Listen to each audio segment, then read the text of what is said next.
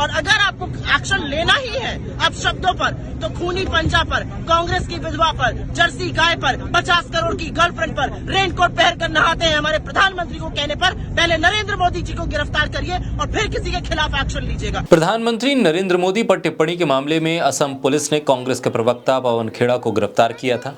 High voltage ड्रामे के कुछ घंटों के बाद उनको सुप्रीम कोर्ट से अंतरिम जमानत मिल गई।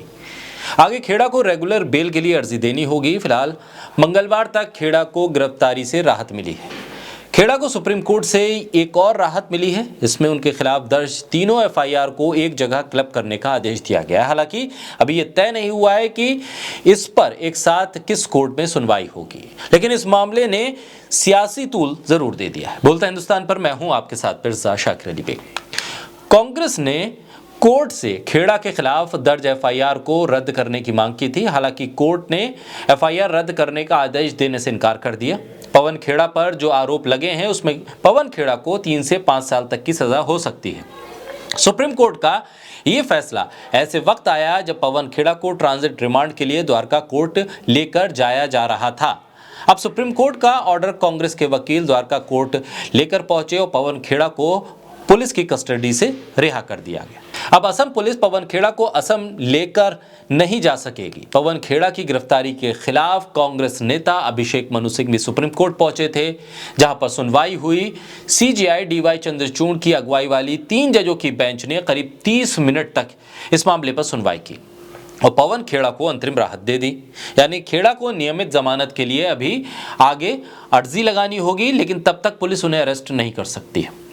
चीफ जस्टिस ने अभिषेक मनु सिंघवी से कहा कि हमने पवन खेड़ा को सुरक्षा दी है, लेकिन बात कहने का भी एक लेवल होता है। इस पर अभिषेक मनु सिंघवी ने कहा कि वो पहले भी कह चुके हैं कि वो इस तरह के बयान का सपोर्ट नहीं करते।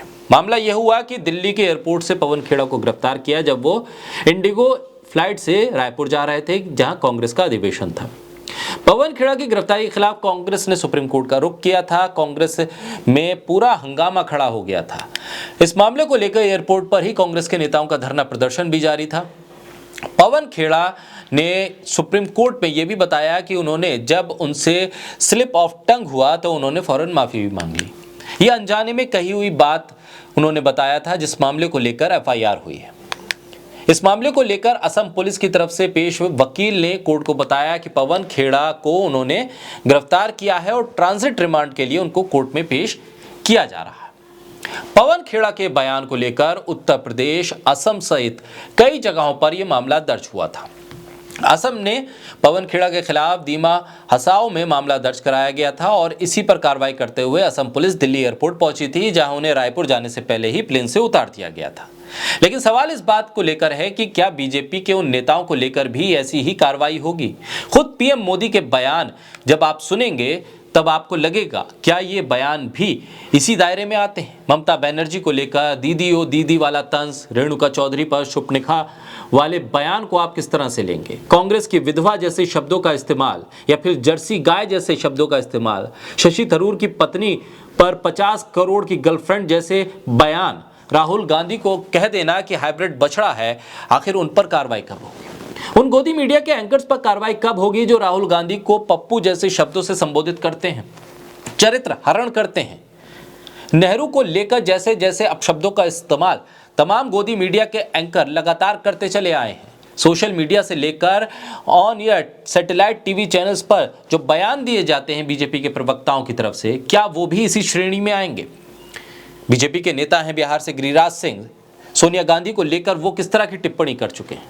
उनके बयान सब सार्वजनिक पटल पर है। ऐसे में क्या पवन खेड़ा के बयान पर कार्रवाई एक तरफा है?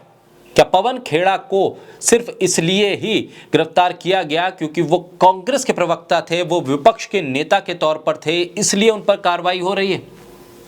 सवाल इस बात को लेकर भी है कि विपक्ष के साथ साथ सत्ता में बैठे हुए तमाम नेताओं के लिए भी मर्यादा तय होनी चाहिए।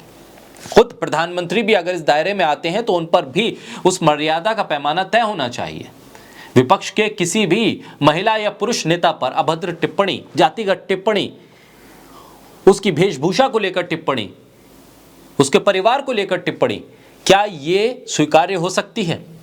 पवन खेड़ा की टिप्पणी को हम किसी भी तरह से समर्थन उसका नहीं करते हैं, वो गलत है। लेकिन जब ये टिप्पणी विपक्ष के किसी नेता पर की जाए, सत्ता पक्ष के किसी बड़े नेता की तरफ से, तो उस पर कानून की कार्रवाई क्यों नहीं होती है? उस पर कानून या पुलिस उस तरह से तुरंत कार्रवाई क्यों नहीं करता है? सवाल इस बात को लेकर है कि दायरे में अगर पवन खेड़ा है तो प्रधानमंत्री क्यों नहीं है? प्रधानमंत्री से लेकर तमाम विधायक और सांसद, हर राज्य का मुख्यमंत्री इस दायरे में होना चाहिए। दिल्ली के मुख्यमंत्री अरविंद केजरीवाल को लेकर जिस तरह की टिप्पणी बीजेपी के नेताओं की तरफ से खुलेआम होती है, क्या उस पर सोचने की जरूरत नहीं है कि वो भी कानूनी कार्रवाई के दायरे में आता है? किसी भी नेता को किसी भी उपाधि से जोड़ देना, उसके उपनाम से पुकारना और तमाम तरह के शब्दावली के जरिए उसको अपमानित करने की कोशिश करना, क्या वो भी इसके दायरे में नहीं आता है? अगर सीमाएं तय होनी है तो सभी के लिए एक समान सीमा होनी चाहिए। ये बेहद ज़्यादा ज़रूरी है, क्योंकि बेहतर राजनेता ही बेहतर समाज बना सकते हैं, बेहतर देश बना सकते हैं। इसलिए भाषा के स्तर पर ज़रूर तमाम राजनेताओं को गौर करना होगा।